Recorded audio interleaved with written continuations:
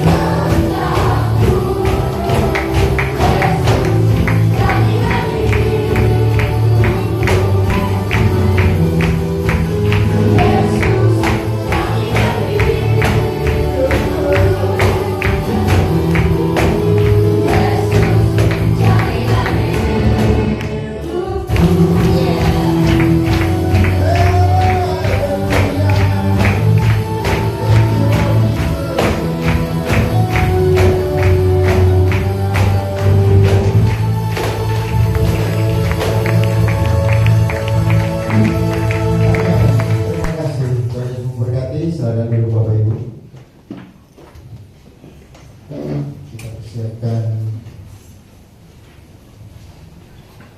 persembahan terbaik untuk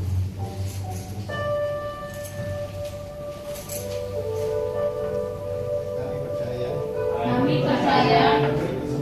memberi persembahan memberi persembahan kami memuliakan Tuhan dengan harta kami dengan harta dan kami mau memberi dengan sukacita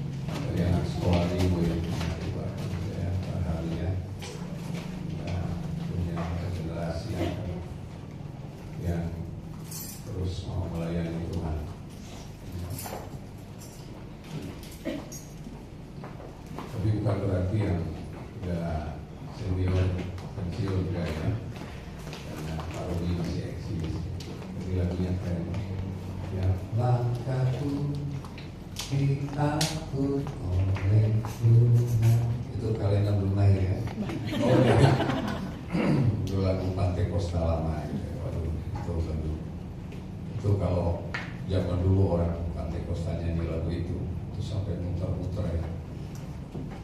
Kursinya itu kan bangku kayu tapi nggak kesentuh gitu, bisa muter dalam pengurapan. Kita rindu juga mengalami hal yang sama, amin. Pengurapan yang sama tetap terjadi. Luar biasa hari ini tim pemuji dan penari, juga pemusik dan LCD juga luar biasa. Jangan sampai nggak dipuji ya, nanti dia ngeluh ya. Baik, hari ini saya terus akan mengingatkan tentang tema sepanjang tahun, berjalan dalam kehendak Allah. Ayatnya adalah supaya kamu waktu yang sisa jangan kamu pergunakan menurut kehendak keinginan manusia, tetapi menurut kehendak Allah. Berjalan dalam kehendak Allah itu seperti lagu tadi, tiap langkahku diatur oleh Tuhan. Jadi yang mengatur langkah kita itu bukan kita ya. Makanya saya selalu pesan kalau doa itu jangan libatkan Tuhan. Tuhan, kami libatkan Engkau, tapi Tuhan yang melibatkan kita. Jadi kita yang harus terlibat, karena tiap langkahku diatur oleh Tuhan, bukan ngatur sendiri ya. Tepat sekali lagu itu, waduh. Jadi supaya kita nggak gagal paham dalam berteologi ya. Jadi ada lagu-lagu yang memang agak liriknya bagus, iramanya bagus, tapi liriknya kurang tepat. Tapi lagu-lagu lama itu memang diambil dari ayat-ayat firman Tuhan. Nah, judulnya ini juga berat-berat ringan ya. Saya nggak tahu kenapa bisa, saya nggak lihat dress code-nya hijau. Cuma yang saya tahu Jojo nyari baju hijau gitu. Dan bisa hijau juga ini ya di background judul panggilan sebagai tawanan Tuhan. Jadi Bel bilang ya hijau itu berarti kita apa tadi? Tentara, mau pasukan benar ya. Saya pikir hijau itu karena ketupat gitu, warna hijau. Karena lagi lebaran kan. Jadi hijau ketupat, hijau tentara ya, pokoknya hijau lah. Ya hijau sebetulnya gambaran tentang penuaian ya. Hijau itu tentang pertumbuhan, tentang progres, itu hijau ya, tapi pokoknya hijau ya, hidup hijau gitu ya, bukan partai, bukan ya. Panggilan sebagai tawanan Tuhan, kalau biasanya yang kita dengar itu adalah sebenarnya sama ya, tawanan roh kudus. Jadi panggilan ini bukan lagi merupakan sebuah ajakan ya. Tapi ini sebuah keharusan. Karena kalau kita nggak menjadi tawanan Tuhan, kita pasti menjadi tawanan yang lain. Tawanan dunia ini atau tawanan setan tepatnya. Makanya kita harus memutuskan. Jadi saya cari gambarnya gitu. Saya nego sama AI gitu. Dia kasih gambar pertama, saya bilang tambahin dong burung merpati, ditambahin sama dia gitu. Jadi baik ya, AI itu baik. Pokoknya kita bisa nego-nego lah ya. Tapi burungnya 3 ya. Oh nggak apa-apa. Karena Roh Kudus ya digambarkan seperti burung merpati. Ini orang yang tertawan. Sebelumnya kita lihat dulu tentang panggilan. Panggilan atau kaleo. Ada yang suka makan bebek kaleo. Jadi kalau yang lagi makan bebek kaleo karena dia manggil terus ya. Dia panggil terus ya, kaleo itu artinya panggilan. Ada 2 hal secara umum, yaitu panggilan untuk bertobat atau percaya, dan kita semua sudah menjadi orang yang percaya. Amin. Jadi kita sudah dipanggil, ini panggilan pertama. Namun ada panggilan khusus ya, yaitu untuk pelayanan atau pekerjaan yang Tuhan tetapkan. Nah ini juga nggak bisa ditolak, karena ternyata bahwa manusia itu adalah disebut manusia aboda ya, manusia yang melayani, manusia yang bekerja. Jadi terus saya menggaungkan ini supaya kita betul-betul punya paham yang sama, bahwa semua jenis pekerjaan kita yang berkenan di hadapan Tuhan itu adalah pelayanan. Ya. Bahkan aktivitas kita di sekolah itu pelayanan, ya. Abudah itu. Melayani, menyembah, apalagi mengabdi, ya, bekerja itu abudah semua, ya, dari kata yang sama. Jadi semua kita sudah dipanggil untuk melayani, untuk bekerja, untuk beraktivitas. Hal-hal yang dapat membuat seseorang bergeser dari panggilannya, yaitu yang pertama, tidak mengetahui dengan pasti apa panggilannya. Ini masih cari jati diri saya, panggilannya apa ya? Kok saya nggak dengar ya dipanggil? Kok saya nggak tahu ya? Nah, ini masih mencari-cari, sehingga kemudian tidak kuat dalam callingnya, dalam panggilannya. Yang kedua, sudah tahu panggilannya, sudah jalani panggilannya, tapi kemudian karena tekanan hidup atau bisa juga karena kenyamanan hidup bergeser. Ini banyak, ya, banyak terjadi. Banyak terjadi. Bahkan sudah sekelas pendeta pun, ya, ini bisa terjadi. Dan pergeseran pelayanan ini tidak hanya perubahan aktivitas secara rohani saja yang terlihat, tapi di sini sebetulnya, ya, masih melayani, masih kelihatan melayani, masih khotbah, masih gitu ya. Tapi ada motivasi yang sudah bergeser, itu juga sudah kompromi, ya, karena mungkin tekanan hidup atau kenyamanan. Ya, ujian itu di hati kita sebetulnya, ya. Kita nggak usah ukur orang, tapi hati kita. Dulu kalau awal-awal kita mau pelayanan misalkan, ya, waduh, kita doanya kencang banget. Kalau perlu pakai puasa gitu. Kalau sekarang gimana gitu? Amin. Masih ya, amin. Karena seringkali jam terbang itu yang membuat kita, udahlah, pasti bisa lah, ya, udah biasa ini gitu. Padahal itu nggak boleh. Itu sudah masuk pada area kenyamanan, ya, area kenyamanan. Seharusnya kita harus terus sama, ya, bergairahnya, sama persiapannya. Jadi bahkan pelayanan yang dianggap manusia sekecil apapun, seharusnya pelayanannya, persiapannya luar biasa. Karena pelayanan itu sama di mata Tuhan, sama, ya. Gak bilang bahwa di bagian LCD gak kelihatan, ya, kurang diperhitungkan, enggak. Yang doa setiap minggu, ya, ada yang saya kasih tugas gitu. Sama semua. Yang lihat kursinya kok agak miring, dilurusin, pelayanan juga gitu ya. Yang salaman di depan tadi dengan senyum yang merekah gitu ya, senyum lebaran gitu ya. Sama gitu ya. Cuma nggak ada kata minal aidin tadi gitu ya. Padahal baru hari kedua. Tapi sama, intinya sama semua.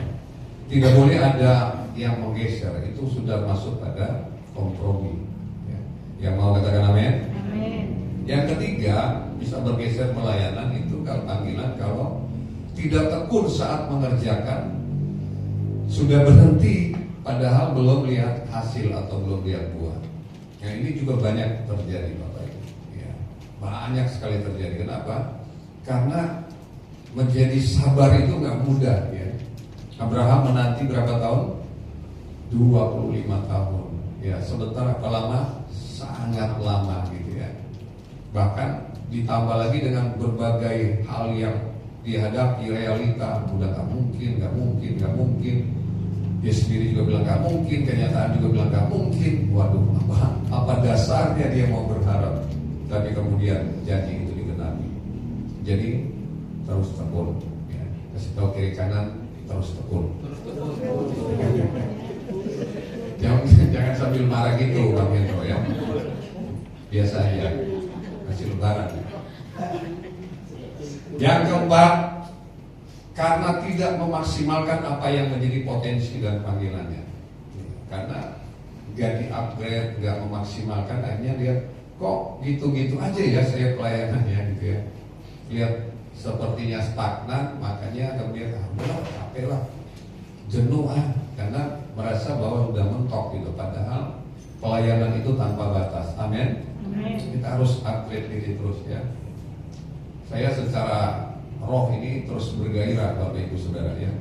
Di dalam roh saya bergairah. Ya, bukan pamer ya, sedikit kesaksian aja untuk berbagi kepada Bapak Ibu Saudara. Hari ini udah masuk sebetulnya. Saya mengikuti program teman saya puasa 30 hari ya. Sampai kemarin masih puasa gitu. Semalam saya telepon beliau, dia telepon balik gitu ya. Saya bilang, bro gak kelewatnya, teman-teman kita udah lebaran loh kemarin. Iya. Saya tanya, bro mulai tanggal berapa? 18. Wah kelewat sehari bro. Karena memang bulan kemarin itu sampai tanggal 28 kan sebetulnya. Seharusnya memang kemarin udah tutup. Tapi saya bilang gak apa-apa ya. Gak apa-apa, berkatnya juga bertambah lebih ya. Wah secara spirit luar biasa. Saya ikut di bagian program yang 16 jam gitu. Ada yang mereka 18, ada yang 20 jam gitu ya kalau kuat gitu ya.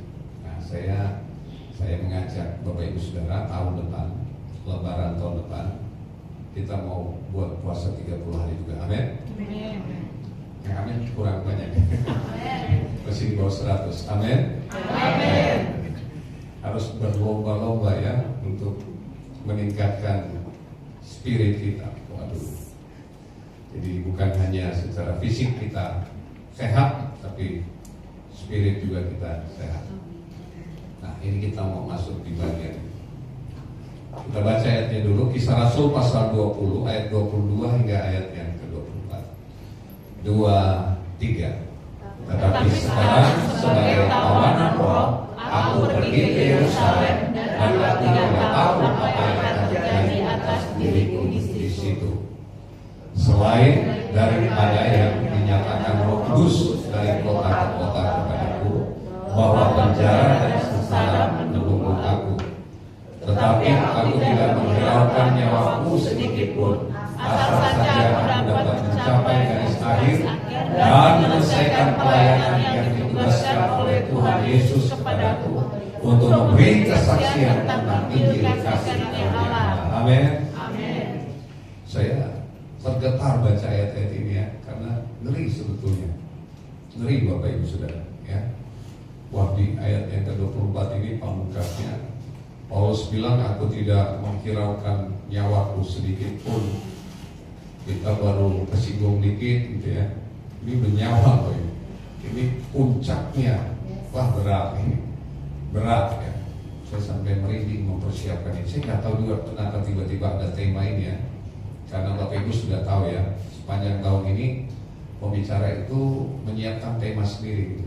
Jadi berdoa minta apa yang Tuhan mau kasih itu, tiba-tiba keluar ini menjadi tawanan roh ini, panggilan untuk sebagai tawanan roh atau tawanan Tuhan. Dan referensi ayatnya ini, waduh waktu saya baca dulu, ini berat, sangat-sangat berat. Arti tawanan, tawanan itu adalah orang yang ditawan, ditangkap, ditahan, dirantai atau diikat. Nah, kalau sudah banyak kata ini kan udah lengkap ini penderitaan tawanan. Tawanan itu lebih akrab, kata ini muncul ketika zaman perang. Ya, zaman perang itu kalau sekarang kan bukan lebih tawanan, tahanan gitu ya, tahanan atau orang-orang narapidana di penjara. Tapi istilah ini muncul di zaman perang zaman dulu, ketika mereka ditawan gitu ya, langsung ditangkap, ditahan, dirantai sama diikat, ya diikat pakai rantai pokoknya. Ini gambarnya seperti ini. Ini nyata Bapak Ibu Saudara ya. Orang-orang yang ditawan ini memang, kebayang nggak kalau udah dirantai begini? Kira-kira tiap langkahku diatur oleh siapa ini? Hidupku sendiri. Oleh Tuhan. Kalau Tuhan yang rantai kita kan, ya.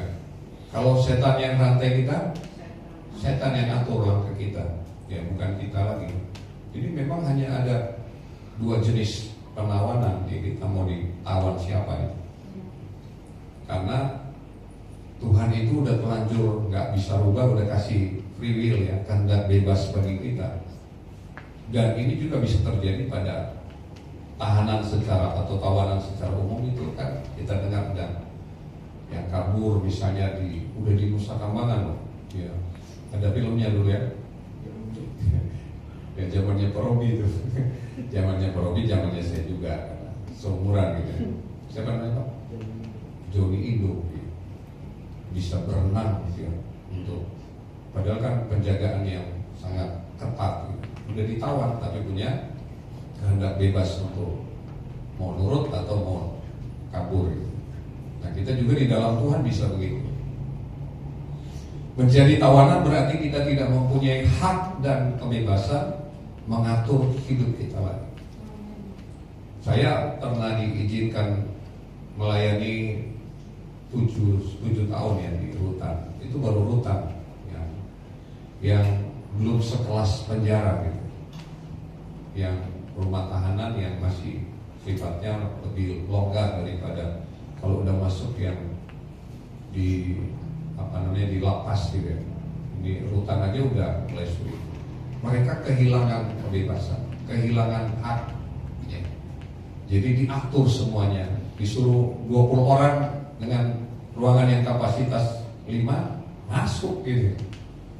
Waduh, kalau Bapak Ibu pernah ya, sekali-sekali lah kunjungi ke di sini banyak ya, di Pinang, di mana lagi, Pulau Kapal ya, Salemba, banyak ya. Boleh nanti Bu Sari ajak teman-teman sekali-kali pelayanan. Kalau kira-kira butuh akses ya, saya ada teman yang bisa bawa yang di Pulau Kapal bisa gitu, supaya kita tahu bagaimana kondisi orang itu yang di rumah tahanan itu, di penjara, nggak punya hak. Beda dengan yang kita dengar ya, bisa itu ya disulap di Salabim, itu beda ya, itu beda cerita.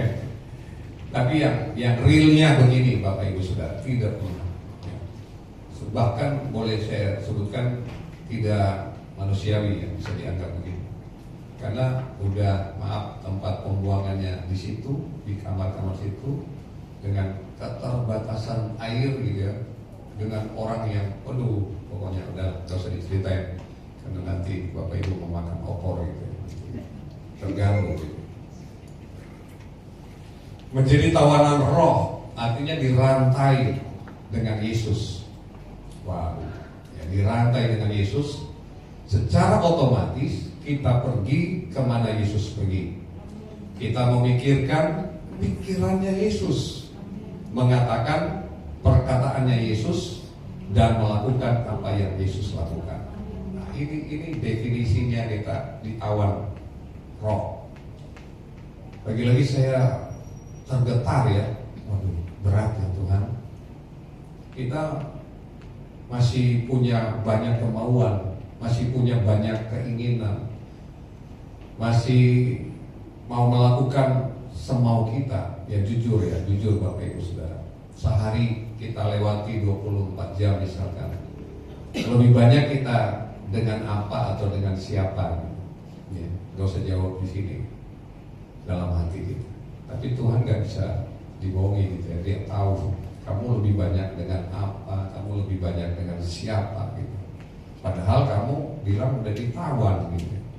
Tapi karena itulah free will itu ya, kadang-kadang kita masih gunakan semau-maunya.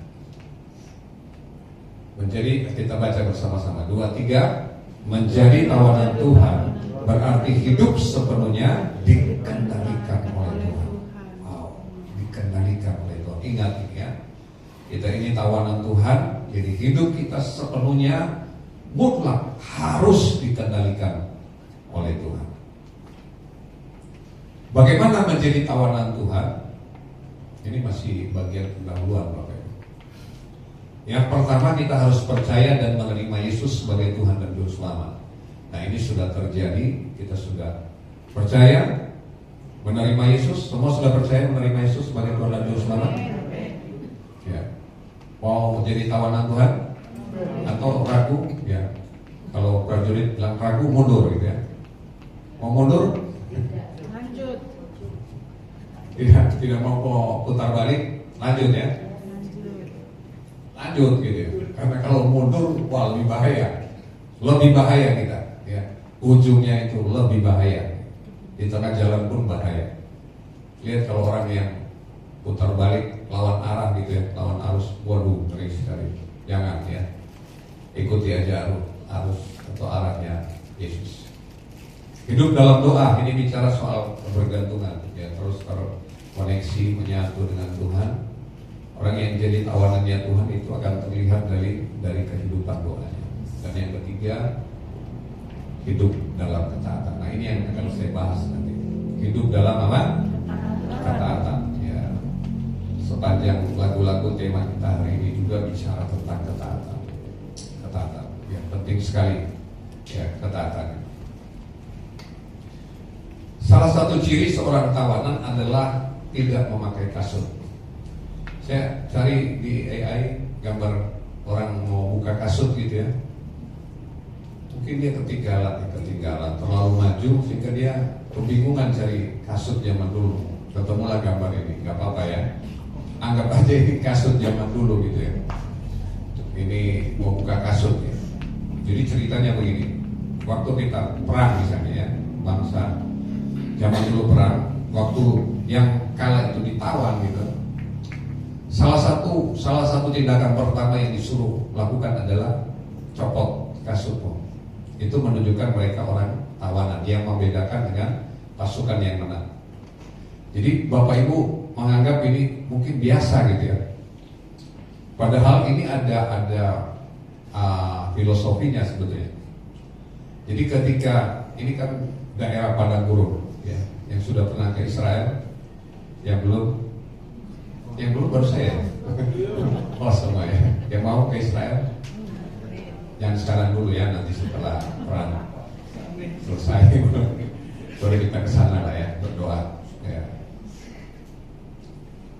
Jadi ketika itu padang gurun itu panas ya, padang gurun sangat panas, dan orang yang tidak memakai kasut itu pasti akan sampai di titik mereka kakinya itu melepuh apa bahasa Inggrisnya bahasa Indonesianya melepuh ya, tahu ya semua ya itu bisa kalau ibarat kalau kena panas gitu ya, itu sampai derajatnya bisa sampai begitu.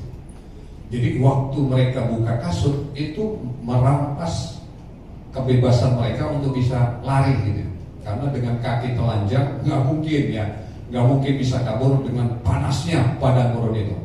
Baru tengah 20 meter 100 meter udah kepanasan, wah itu paling enak ditangkap lagi dan bisa lebih fatal akibatnya. Jadi itu tujuannya kasutnya dilepas. Tapi ternyata bahwa bukan hanya itu makna secara rohani kalau kita menemukan nanti ayatnya. Keluaran pasal 3 ayat 5 yang kita baca 2-3. Lalu ia berfirman, janganlah datang dekat-dekat, tanggalkanlah kasutmu dari kakimu, sebab tempat di mana engkau berdiri itu adalah tanah yang kudus ya. Jadi ada korelasinya, ada kaitannya sebetulnya ketika Allah sendiri memerintahkan Musa untuk menanggalkan kasut. Dia mengadopsi budaya perang ini yang memasukkan kepada pemahaman Musa bahwa kalau engkau mau mendekat di tanah yang kudus, maka engkau harus menanggalkan kasut. Bukan hanya sekedar bicara tentang tempat itu kudus ya, tempat itu suci, nggak boleh diinjak. Kalau Bapak Ibu ke tempat-tempat wisata ada masuk ke satu tempat gitu ya, ada batas suci gitu, oh itu nggak boleh masuk dengan kasut, harus buka sendal. Nah ini yang kira-kira Tuhan Allah perintahkan kepada Musa. Sebetulnya makna rohaninya adalah Tuhan mau bilang begini, kalau engkau mau mendekat kepadaku, engkau harus rela untuk menjadi tawananku. Jadi betapa Seharusnya kita membangun hubungan dengan Tuhan itu bukan sekedar hanya percaya. Kita kan seringkali karena udah panggil dia Bapak gitu ya. Padahal harus ada bagian di mana kita harus ditawan Tuhan, harus copot kasutnya, harus nggak punya kemampuan untuk kabur lagi. Tadi lagunya keras banget ya, seret apa? Daging. Waduh, saya membayangkan kalau diseret dagingnya itu ya, seperti Stefanus yang diseret, apalagi ada rasul yang diseret gitu ya, dengan kuda. Wah, itu berat Bapak Ibu. Nggak enak ya, nggak mudah hanya menyampaikan. Dan Tuhan bilang, Musa, silakan mendekat, tapi nggak boleh pakai kasut. Jadi bukan hanya dimaknai secara harafiah, tapi ini bicara soal menyerahkan hidup sebagai tawanannya Tuhan, dan Musa melakukan itu. Nah, hari ini juga Tuhan minta secara spirit kita, waktu kita bilang kita mau mendekat masuk ke tempat kudusnya Tuhan, bersekutu dengan Allah yang kudus itu, maka tidak ada persyaratan lain selain kita harus tanggalkan kasut kita, harus membuat diri kita ditawan oleh Tuhan, harus menjadikan diri kita itu tawanannya Allah, tawanannya Tuhan, supaya kemudian kita bisa masuk ke tempat Maha Kudus Tuhan. Yang mengerti katakan amin. Nah, ini baru kasut beneran ini. Tadi kasut yang modern. Yosua ya. Jadi setelah Musa pun Yosua mengalami hal yang sama. Di ayat yang ke-15 pasal 5 dikatakan begini, dan panglima bala tentara, ini pasukan malaikat Tuhan, berkata kepada Yosua, tanggalkan kasutmu dari kakimu, sebab tempat yang engkau berdiri itu kudus. Dan Yosua berbuat demikian. Seperti seniornya Musa, Yosua pun mengalami hal yang sama. Jadi sebetulnya bahwa sampai ke generasi kita pun harus punya pemahaman yang sama dan perlakuan yang sama ketika kita ada di tempat kudus Tuhan. Dan sekarang kita tahu bahwa semua area adalah tempat kudusnya Tuhan. Itu sebabnya tidak ada tempat di mana kita boleh mengenakan kasut kita. Yang setuju katakan amin. Ini jangan dipahami secara nggak boleh pakai sepatu ya. Bukan. Artinya bahwa semua dalam diri kita ini harus kita hambakan, kita buat ditawan oleh Tuhan ya.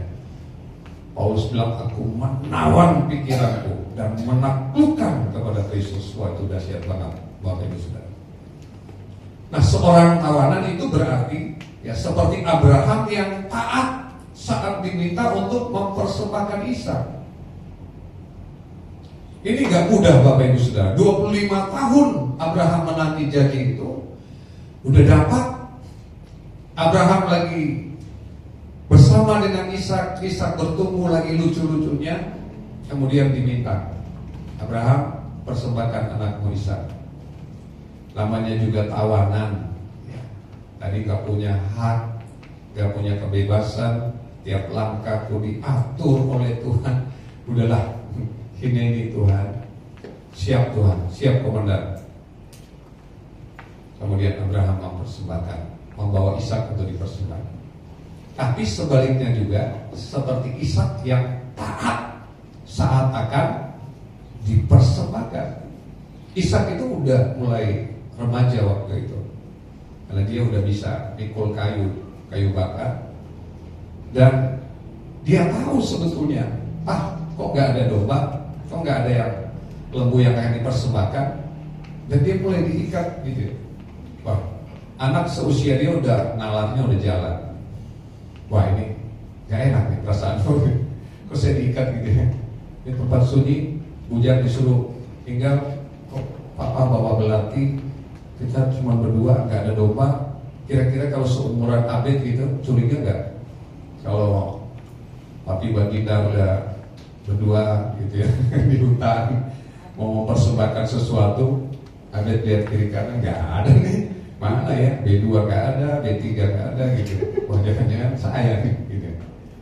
Akhirnya seharusnya Ishak bisa berontak, bisa kabur ya, bisa lari 100 tahun ini kalau saya lari saya lebih kencang nih. Tapi enggak, Ishak taat saat diikat. Jadi ini saya dapat gambarnya. Ketaatan seorang anak, kebayang nggak Bapak Ibu Saudara ya, waktu diikat untuk dipersembahkan. Ayatnya di dalam Kejadian 22 ayat 9. Sampailah mereka ke tempat yang dikatakan Allah kepadanya. Lalu Abraham mendirikan mezbah di situ. Disusunnyalah kayu, diikatnya Ishak anaknya itu. Kata diikatnya inilah yang sama dengan tadi, dirantai, ditawar gitu ya. Pasrah aja, udah nggak ada hak, nggak ada kebebasan. Dan diletakkannya di mezbah itu di atas kayu. Jadi sudah sampai, bukan hanya diikat, sudah ada posisinya di atas kayu. Ya, di atas kayu ini udah pasti dia akan. Sebenarnya masih bisa berontak, masih Bapak Ibu Saudara, masih dia punya kekuatan untuk berontak. Tapi Ishak sungguh-sungguh menjadi tawanannya Abraham. Ya.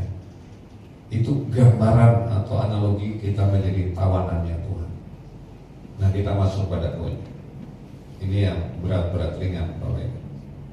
Apa saja respon kita sebagai tawanan Tuhan? Ya.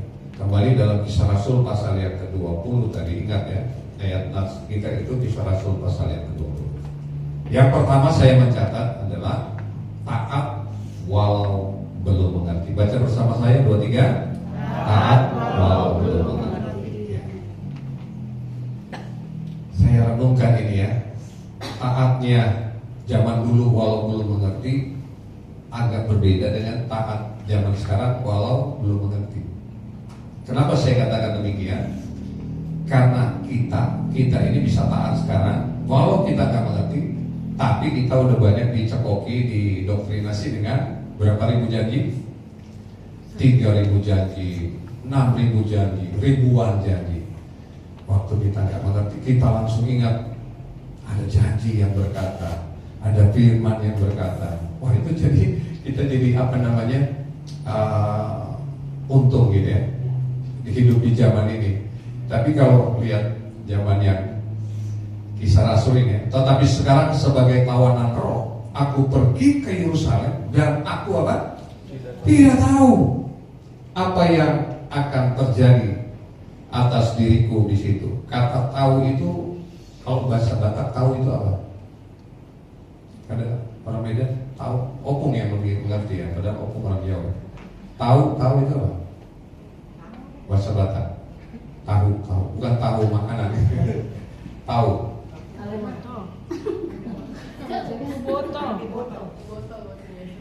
Oh ya, tadi bukan bahasa Batak ya. Bahasa seperti Abraham, ini gambarannya seperti Abraham.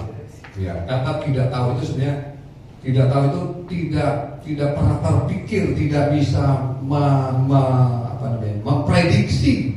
Ya. Tidak tahu di situ kata aido yang dipakai itu bukan, kalau aido bahasa Batak apa ya?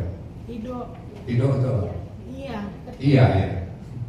Kalau iyanya itu bahasa Batak iya gitu ya, ido. Tapi kalau tidak tahunya Paulus itu benar-benar nggak tahu apa yang akan terjadi di sana, tapi dia melangkah. Ini seperti Abraham saat menerima panggilan, dia taat saja. Karena kalau kita sekarang kalau dibilang pergi pelayanan, kita langsung mikir, wah pasti pelayanan Tuhan sertai, pasti ada jiwa-jiwa. Semua kan kita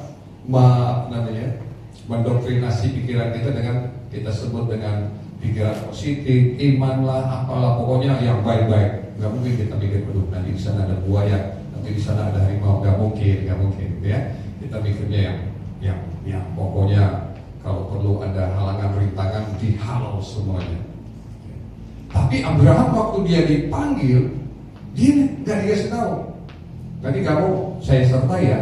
Nanti kamu akan ketemu warteg di sana, akan ketemu ini. Nanti kamu akan dipelihara oleh orang di sana. Nah, pokoknya ini benar-benar nggak tahu. Ya, tapi Abraham lagi-lagi dia taat. Ya. Sehingga Ibrani mencatat dalam Ibrani pasal 11 ayat yang ke-8, baca 2-3.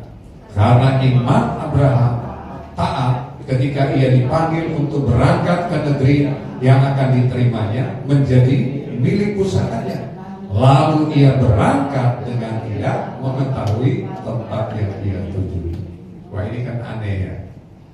Tapi ketaatan ini yang luar biasa Bapak Ibu Saudara. Wah, dahsyat banget. Saya mempersiapkan ini, saya udah diberkati dulu ya. Aduh Tuhan, keren banget ya. Abraham itu nggak tahu loh dia mau kemana, tapi udah taat aja gitu. Ibaratnya kalau sekarang kan punya map, punya apa, di searching dulu ya, dilihat dulu itu apa. Kalau istri saya biasa suka lihat apa namanya, ulasannya gitu ya. Ulasannya itu bagus nggak buat sana gitu ya. Kira-kira orang yang nginep di sana senang nggak gitu. Jadi udah tahu duluan, bisa di-detect. Tapi Abraham sama sekali dia taat aja, taat. Nah ini yang kedua mulai berat ini. Mulai berat Bapak Ibu Saudara ya. Kalau tadi yang pertama itu kita masih bisa ya, semua bisa taat walaupun belum mengerti. Amin. Ya itu tingkat pertama lulus semuanya ya. Kenapa bisa lulus? Karena ada janji Tuhan. Karena ada janji Tuhan gitu ya. Walaupun ku tak melihat semua rencanamu Tuhan, taat karena ada lagunya gitu ya. Jadi udah janjimu seperti fajar, wah pokoknya di kepala kita udah melotok lah lagu-lagu rohani yang pasti ada berkat, pasti ada di balik penderitaan kita udah hafal malah turut bekerja, pencobaan yang wah itu yang membuat kita kuat untuk taat. Tapi beda zaman Paulus ya, beda sekali. Tapi kemudian yang kedua ya ini kita mulai berat. Taat, baca bersama saya 2, 3. Taat walau tahu risikonya berat. Taat walau tahu risikonya berat. Ini yang saya sebut dengan keberanian. Tetap taat walau tahu risikonya berat, bahkan mengancam nyawa. Itu disebut apa? Keberanian. Ya, nekat bukan. Keberanian sama juga dengan nekat sebetulnya. Karena apa risikonya? Ya, kembali ayat ini mengingatkan kita. Baca 2, 3. Selain daripada yang dinyatakan Roh Kudus dari kota ke kota kepadaku, bahwa penjara dan sengsara menunggu aku. Wow, saya apa ya, belajar untuk empati sama Opa Paulus ini ya. Opa Paulus. Waduh, berat ya. Karena waktu dia mau menuju ini perjalanan ke Roma sebetulnya ya, akhir dari kehidupan Paulus itu ke Roma. Dia di penjara di Roma yang penjara paling berat. Kalau penjara-penjara yang lain masih biasa, belenggu, rantai, ada temennya. Kalau ini dia udah di bawah tanah sendiri, pokoknya pengap ya. Nanti kalau ke Israel kita kunjungi lah ya tempat, kalau memang betul di situ Paulus pernah dan itu diperkirakan Petrus juga pernah di penjara di sana. Nah Bapak Ibu tahu ketika ayat ini dikatakan ya, Paulus sudah tahu belum resikonya yang akan terjadi di sana? Sangat tahu. Kenapa? Karena Roh Kudus yang apa? Menyatakan, memberitahu. Jadi bisa kebayang nggak? Setiap kali Paulus berjalan mampir ke sebuah kota gitu ya, kota Filipi misalnya, kota Yope, kota Antioquia gitu. Roh Kudus bilang, wih, penjara, sengsara gitu ya. Dua kata itu selalu muncul. Penjara lu, sengsara lu. Kira-kira, jujur ya, jujur. Kalau kata itu sering muncul di kepala kita. Kamu pelayanan ke kampung Ambon ya, penjara lu, sengsara lu. Kita reaksinya gimana? Macam-macam. Ada di kepala saya pasti macam-macam. Ada yang bilang, wah ini bukan dari Tuhan, dari setan. Kemudian ada yang mulai tempting, tempting segala sengsara, segala penjara. Dan itu alamiah sekali. Itu apa ya? Masih normatif lah ya. Kita kan nggak mau tersiksa kan. Tapi saya membayangkan ini Paulus, kalau sengsara, seharusnya kan membuat Paulus nego ya sama Tuhan. Tuhan kalau boleh janganlah ya. Atau dia bisa muter, kalau itu ngapain saya ke Roma gitu ya. Dia bisa bisa kabur kemana gitu. Dan beberapa kali dia punya kesempatan untuk kabur. Ketika kapal mengalami karam, orang mau lari semua gitu ya, dia marahin, jangan ada yang lari gitu ya, jangan ada yang kabur, kita nggak akan mati di laut. Karena dia tahu ayat ini, bukan ayat maksudnya, Tuhan sudah bicara, Roh Kudus sudah bicara, kamu akan mati di penjara, sengsaranya di penjara. Waduh, tapi lagi-lagi saya lemes gitu ya waktu baca ini. Kalau Tuhan bilang di sana kamu nuai jiwa banyak, di sana ada pemulihan, ada luka batin yang disembuhkan, yang lumpuh berjalan, wah itu akan semakin bergairah dia ke sana. Tapi dia berjalan, tapi nggak membuat dia mundur, karena resikonya berat ini. Kita baca sekarang itu gampang ya, tapi kalau kita memposisikan diri sebagai Paulus pada waktu itu, menuju ke penjara loh, sengsara loh. Nah, saya kemudian merenung apa yang dilakukan oleh Yesus itu. Wah, itu juga lebih dahsyat sebetulnya. Ketika dia harus menuju ke Taman Getsemani, tempat favorit dia untuk berdoa, dia tahu itu hari terakhir dia harus berdoa di sana. Dan Roh sudah menyatakan setelah itu dia dolorosa loh, salib loh.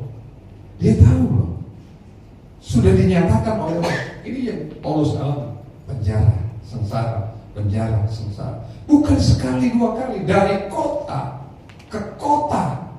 Artinya banyak kota yang dia lalui, setiap kota dia lewat. Penjara lu, sengsara lu, waduh berat. Tapi lihat ketaatan yang walaupun risikonya berat, itu sebuah keberanian. Seringkali kita mau taat hanya di batas pertama tadi, walaupun kita melihat, karena kita lebih mengklaim janji Tuhan, percaya penyataan. Itu gak salah, itu amin. Tapi begitu kita tahu berat, kamu berdarah-darah, kamu akan dianiaya. Wah, saya sendiri gentar ya. Ada ketakutan kalau saya jadi Paulus, mau gak? Kita belum sampai ancaman begini kan. Baru mainnya kamu direndahkan loh, kamu diremehkan loh, kamu nggak dianggap loh, udah disiksa, udah nggak terima. Waduh, Tuhan ampun Tuhan, saya belum jadi tawanan yang baik, ya, belum jadi tawanan yang baik. Penjara dan sengsara menunggu, ya, menunggu aku, kata Paulus. Jadi tawanan Tuhan itu adalah nasib dan arah hidupnya sepenuhnya diatur oleh Tuhan. Dia tahu nasibnya itu betul-betul di tangan Tuhan, ya, bukan dia yang atur. Kalau saya putar balik mungkin ya, Bapak Ibu Saudara, saya nggak tahu lanjut nggak kalau main, lanjut nggak ya melayani, lanjut nggak pelayanan yang agak berat itu, lanjut nggak ya? Kok udah belum apa-apa udah diomongin ya, belum apa-apa udah ditentang ya, lanjut nggak ya? Yang baru yang begitu kita lanjut, Bu Sari, lanjut ya. Yes. Ya, lanjut, semua kita lanjut, amin. Amin. Lanjut, nggak boleh putar balik ya. Nonton back, udah terlanjur jalan udah, ya. Tidak lagi berfokus pada, baca ini 2-3, tidak lagi berfokus pada kenyamanan diri, tetapi pada kesenangan Tuhan. Wow. Aduh, ya saya nggak tahu hari ini saya berat menyampaikan, tapi ini harus kita alami, Bapak. Nggak fokus lagi pada kenyamanan diri. Ya, udahlah. Tapi pada apa yang Tuhan senang, ya, apa yang Tuhan setuju. Ya. Seringkali kita masih main-main di area itu. Padahal kita harus menganggap penting apa yang Tuhan anggap penting. Kita harus meninggalkan yang Tuhan nggak anggap, ya nggak perlu, itu udahlah, jangan main-main dengan itu, ya jangan ada di area itu. Tapi kita harus belajar untuk senangkan Tuhan. Ini yang Paulus lakukan. Nah ini yang ketiga yang terakhir. Baca bersama saya 2-3. Taat demi misi. Tetap taat demi menyelamatkan jiwa walau tahu risikonya berat, bahkan mengancam nyawa, itulah keberanian. Di ayat yang ke-24 kita baca bersama-sama 2-3. Tetapi aku tidak menghiraukan nyawaku sedikit pun, asal saja aku dapat mencapai garis akhir dan menyelesaikan pelayanan yang ditugaskan oleh Tuhan Yesus kepadaku untuk memberi kesaksian tentang Injil kasih karunia. Amin. Amin. Harus ya sampai tuntas, harus sampai selesai, harus sampai mencapai garis akhir. Ya, ini tugas pelayanan yang diberikan oleh Tuhan Yesus kepada kita semua. Ketaatan kita yang sesungguhnya adalah saat kita tetap menjalankan misi Tuhan Yesus, yakni memberi kesaksian Injil sampai garis akhir. Kalau ini gambar benar Paulus ini. Jadi Paulus itu bukan om yang ganteng gitu. Ya beginilah apanya. Tapi imannya luar biasa. Teladan iman yang luar biasa. Ini udah sampai di penjara di Roma yang sangat mengakui itu. Sesungguhnya setiap kita adalah tawanan Tuhan. Tuhan akan membawa kita untuk berjalan di dalam kebenaran dan melakukan perintah-perintahnya. Pastikan bahwa kita ini adalah tawanan yang baik, tawanan yang menyukakan Tuhan, tawanan yang sungguh-sungguh mau diarahkan, ya. Kalau bahasanya diseret oleh Tuhan, didorong oleh Tuhan, di-guided oleh Tuhan, pokoknya semua Tuhan lah, ya, sampai benar-benar keinginan kita itu udah nggak ada, ya. Sepintas saya mendengar, istri saya mendengar khotbah tentang ketaatan. Wah, saya bilang kok matching dengan apa yang saya persiapkan. Tidak akan pernah ada ketaatan tanpa permukaan. Dan itu yang Yesus lakukan. Dia ada di Getsemani. Getsemani itu adanya tempat penumbukan, ya, tempat penghancuran buah zaitun yang ditumbuk di sana, kemudian menghasilkan minyak. Tidak akan pernah keluar minyak kalau nggak ditumbuk. Jadi hidup kita nggak akan pernah sungguh-sungguh murni di hadapan Tuhan kalau nggak ada permukaan. Makanya kalau hari ini kita merasa masih, aduh ego saya masih bermain ya, kesombongan saya, keangkuhan saya, berarti belum remuk, belum ada minyak yang keluar. Minyaknya mungkin masih minyak sedikit atau minyak jelantah gitu ya, belum harum gitu, belum minyak yang murni gitu. Tapi pastikan bahwa setiap peristiwa, setiap kesulitan, masalah itu bagian dari cara Tuhan untuk meremukkan kita. Katakan amin. Jadi jangan alergi. Ya, jangan alergi. Gereja ini tidak pernah mengajarkan tentang teologi kemakmuran. Ya. Tidak. Karena bagian dari hidup Yesus itu lebih banyaknya menderita. Kita mau ikut jejak langkah Yesus, ya harus ikuti Via Dolorosa. Gak ada mahkota tanpa salib, gak ada. Ya, itu cerita dongeng. Harus mencapai kemuliaan, ya, dengan tubuh kemuliaan harus melalui penyaliban. Salib keinginan, salib semua mahkota duri, ya, dari ujung kepala sampai telapak kaki harus nyalani, baru kita melihat kemuliaan Tuhan. Baca bersama saya 2-3. Mari jadi tawanan Tuhan yang baik, mari capai garis akhir, dan mari akhiri pertandingan di dalam hidup kita dengan memelihara iman. Katakan amin. Dua ayat terakhir kita baca ini, dua ayat terakhir. Pemusik boleh ke depan. Kita berdiri bersama-sama baca ayat ini. 2 Korintus 10. Pemusik dan pemuji boleh ke depan. 2 Korintus 10 ayat yang kelima. Baca 2-3. Kami mematahkan setiap siasat orang dan merubuhkan setiap kubu yang dibangun oleh keangkuhan manusia untuk menentang pengenalan akan Allah. Kami menawan segala pikiran dan menundukkannya kepada Kristus. Katakan amin. Ayat terakhir 2 Timotius 4 ayat yang ke-7. Baca 2-3. Aku telah mengakhiri pertandingan yang baik, aku telah mencapai garis akhir, dan aku telah memelihara iman. Katakan amin. Ayat ini sering ditulis di batu nisan ya. Kalau Bapak Ibu mau ambil ayat ini untuk persiapan, karena tadi ada lagu siapa? Aku tadi berdoa hingga sekali sampai dan